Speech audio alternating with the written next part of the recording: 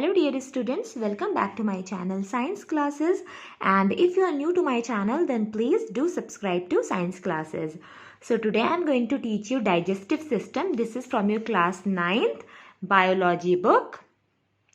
So let's get started with the chapter.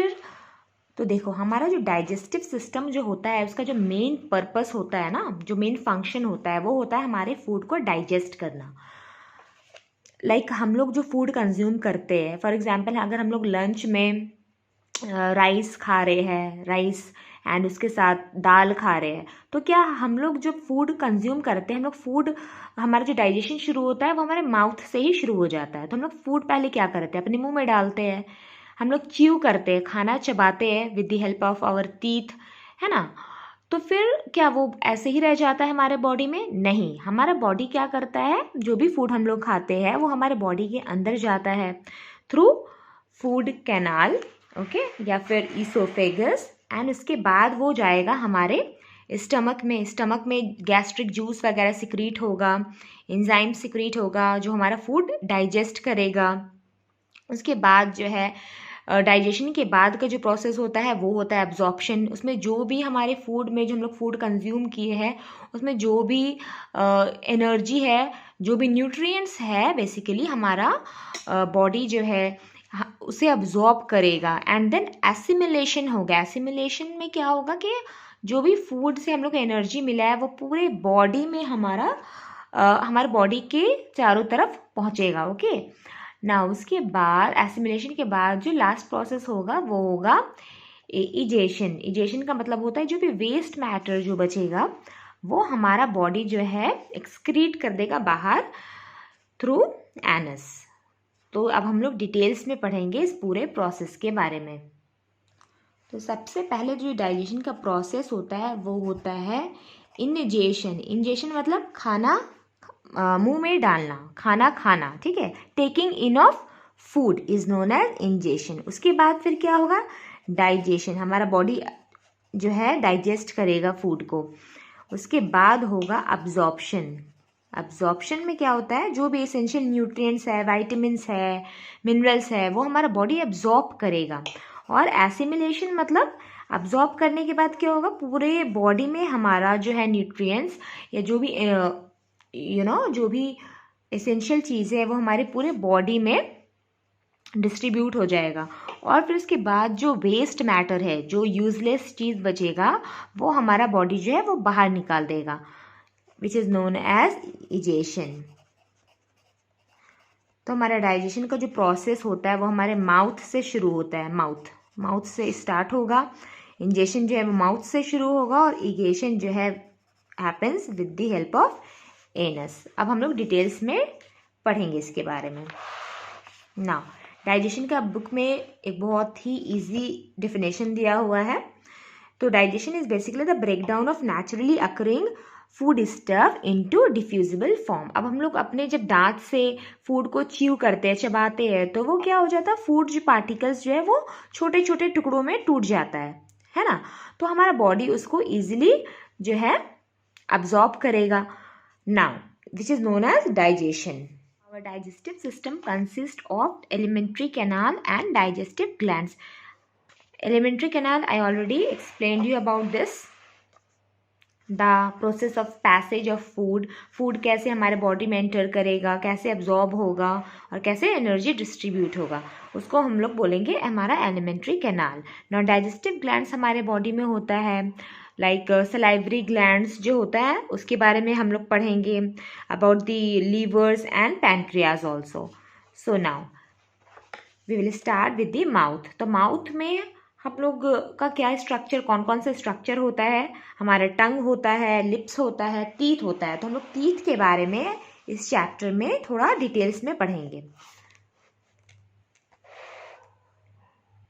तो जो teeth होता है वो हमारे अपर जॉ और लोअर जॉ में प्रेजेंट होता है. 2 जॉ होता है, ऊपर वाला जो हो गया वो हो गया अपर जॉ और लोअर जॉ जो हो गया वो नीचे वाला होता है. और बीच में हमारा टंग होता है. तो टंग का फंक्शन क्या होता है, टंग जो है हमारा फूड टेस्ट करता है, ठीक है, एंड सोलोइंग में हेल्प करता है, मतलब फूड निगलने में हेल्प करता है. हम लोगों को बात करते द वे वी स्पीक, टंग उसमें भी हेल्प करता है.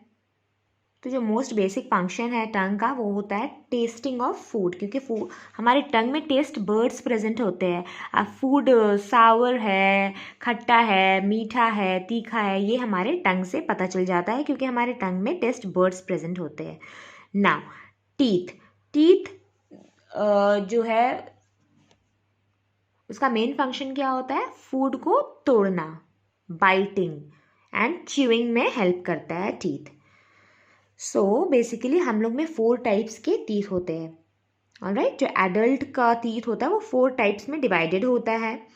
एक होता है लाइक मिल्क टीथ होता है, और एक होता है परमानेंट टीथ। मिल्क टीथ जो छोटे बच्चों में होता है, 2 साल तक के बच्चे में ऑलमोस्ट सारे मिल्क टीथ जो है वो निकल चुके होते हैं, और वो जब 7 ईयर्स हो जाता है उसके बाद जो मिल्क टीथ है वो धीरे धीरे टूटना शुरू हो जाता है, और उसके बाद हमारा आता है परमानेंट टीथ। तो परमानेंट टीथ जो होता है वो 4 टाइप्स का होता है, इंसाइजर, कैनाइन्स, प्रीमोलार्स एंड मोलार्स, जो परमानेंट टीथ होता है। और जो मिल्क टीथ होता है उसमें होता है इंसाइजर, कैनाइन्स एंड प्रीमोलार्स। जो लास्ट का जो मोलार्स होता है वो डेवलप नहीं होता है।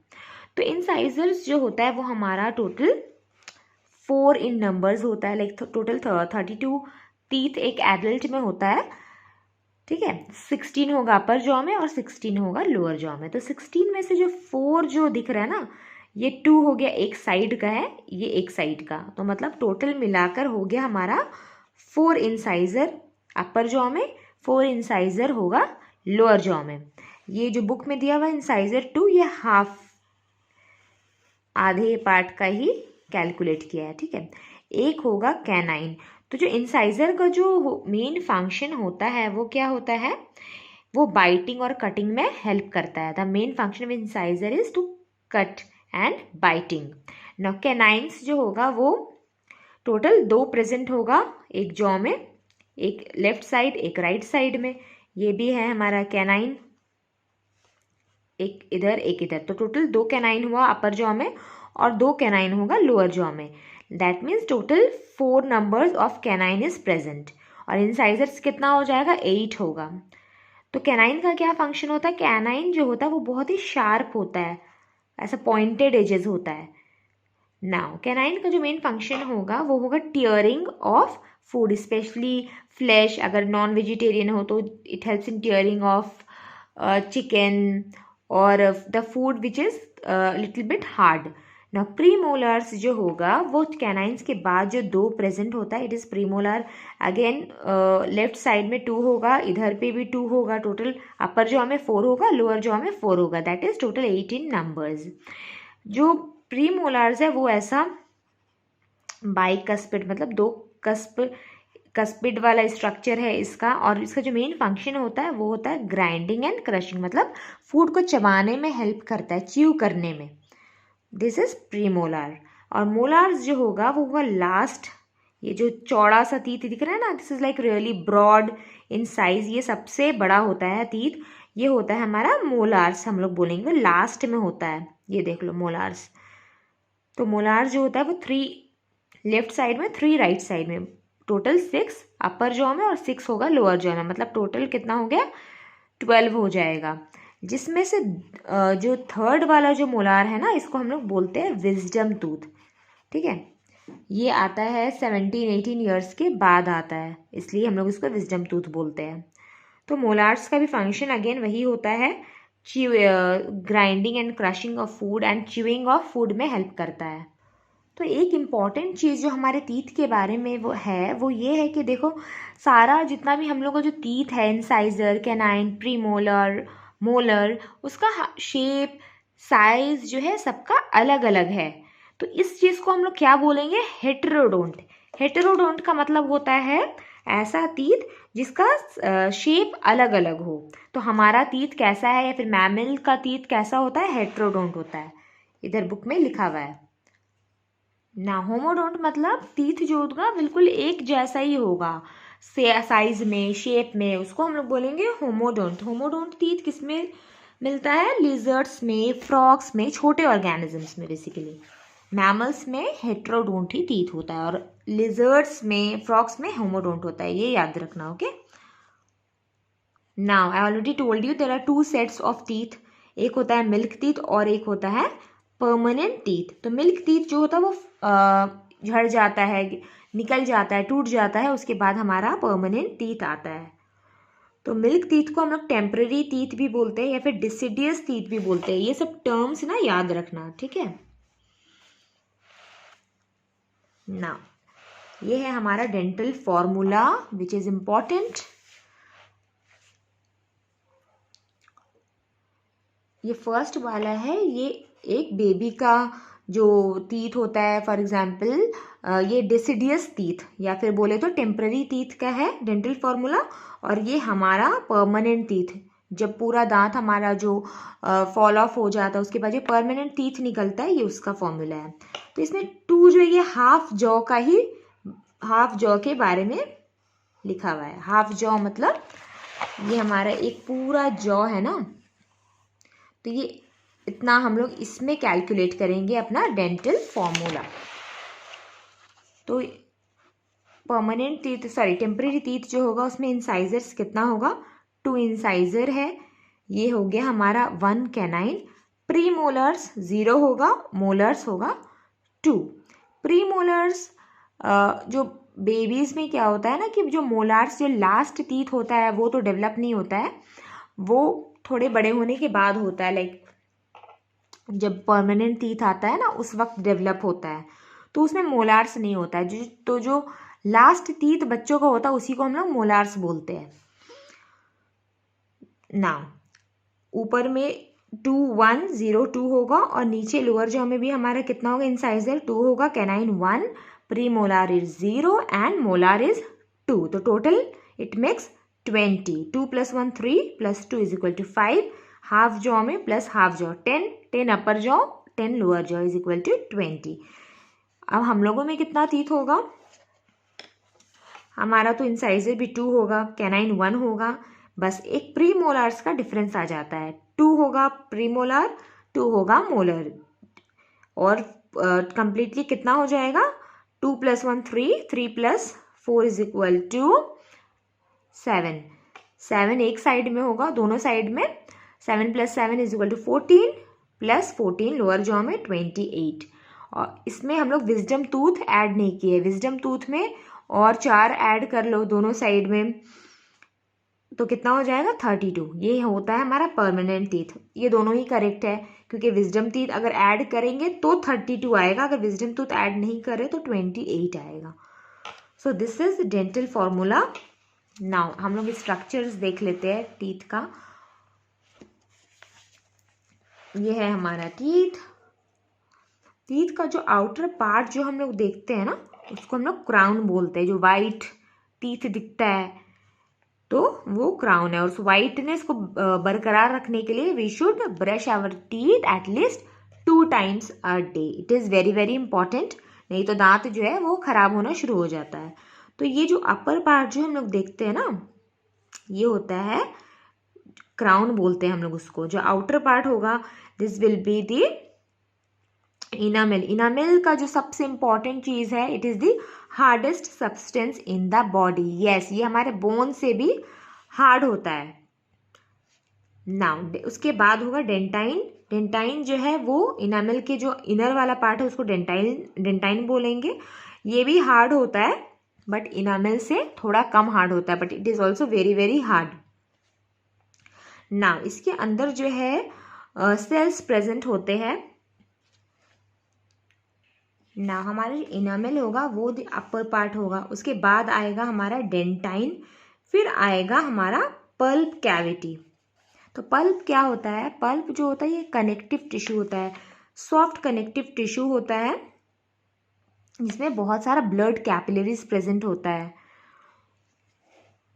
नर्व फाइबर्स प्रेजेंट होता है। ठीक है, तो ये है हमारा टीथ का स्ट्रक्चर। जो लोअर पोर्शन है जो हम लोग देख नहीं सकते हैं, like the inner part of the tooth जो है वो होगा हमारा रूट। जैसे प्लांट्स में रूट्स होता है, रूट्स कहाँ होता है, सॉइल के अंदर होता है। हम लोग सॉइल तो नहीं देख सकते, हम लोग क्या देखते हैं, ग्रीन प्लांट्स देखते हैं, लीव्स देखते हैं।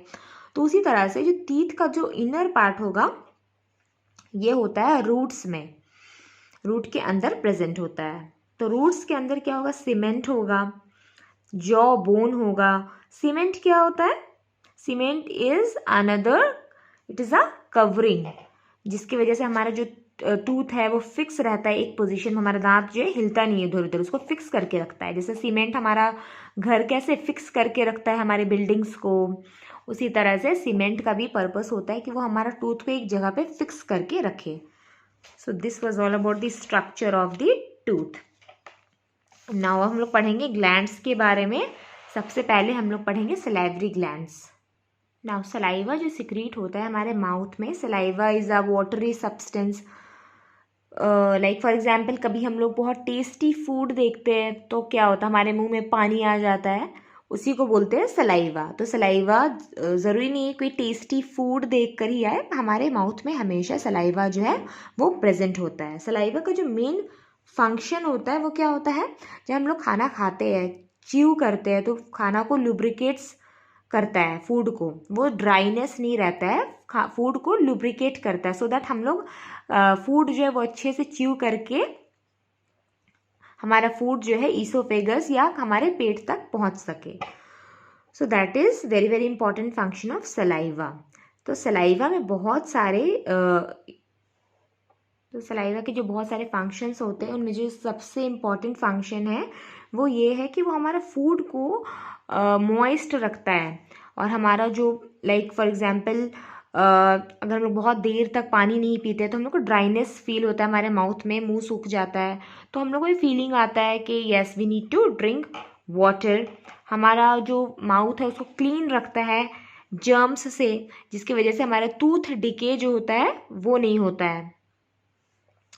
नाउ सलाइवरी ग्लैंड्स जो है वो हेल्प करता है सिक्रीट करने में सलाइवा। जो हमारा सलाइवा सिक्रीट होता है वो सलाइवरी ग्लैंड्स की वजह से सिक्रीट होता है। There are 3 type of salivary glands, parotid gland, submandibular glands and sublingual gland. तो पैरोटिड ग्लैंड्स जो होगा ये प्रेजेंट होता है बिल्कुल कॉर्नर में, हमारे ईयर्स के नीचे, हमारे माउथ के बिल्कुल कॉर्नर में, जो हमारा मोलार टीथ, लास्ट टीथ होता है ना, उधर ही।